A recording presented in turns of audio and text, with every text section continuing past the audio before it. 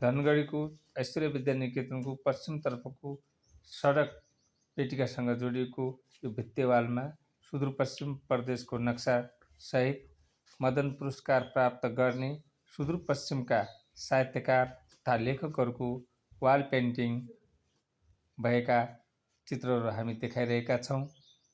स्थिर जङ्गबहादुर सिंह बझाङ लोक संस्कृत 2028, लोकेन्द्र बहादुर चन्द विसर्जन कथा संग्रह, महेश विक्रम शाह छापामारको छोरो 2063, नरबहादुर साउद नेपालका बाली नाली 2066, रामलाल जोशी ऐना कथा संग्रह 2072,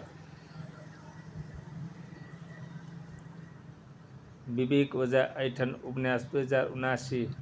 जस्तै यस वालमा अन्तर्राष्ट्रिय स्तरका ओलम्पिक, सार्क र एसियन गेममा सहभागी भएका सुदूरपश्चिमका खेलाडीहरूको पनि चित्र पेन्टिङ भएका छन्।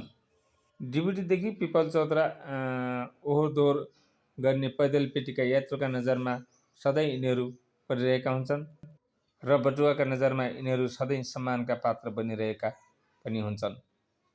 विद्यार्थीहरूको नजरमा पर्दा पर्दै कोर्समा रड्नुपर्ने महान व्यक्तित्वहरूको नाम उनीहरू स्वयंलाई कण्ठस्थ हुने पनि गरेको छ।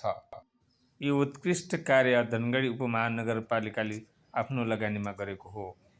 धनगढी उपमहानगरपालिकाले यो ठाउँमा मात्रै होइन, पेटीसँग जोडिएका विभिन्न सार्वजनिक वालहरू, भित्ताहरूमा यस क्षेत्रका राष्ट्रिय विभूतिहरू, साहित्यकारहरू, लेखकहरू, खेलाडीहरू सँगै यस क्षेत्रको कला, संस्कृति, पर्यटकीय क्षेत्रहरू, धार्मिक स्थानहरूका चित्रहरू पनि कोरिएका हामीले जताततै देखिरहेका हुन्छौँ, देख्न पाइरहेका हुन्छौँ।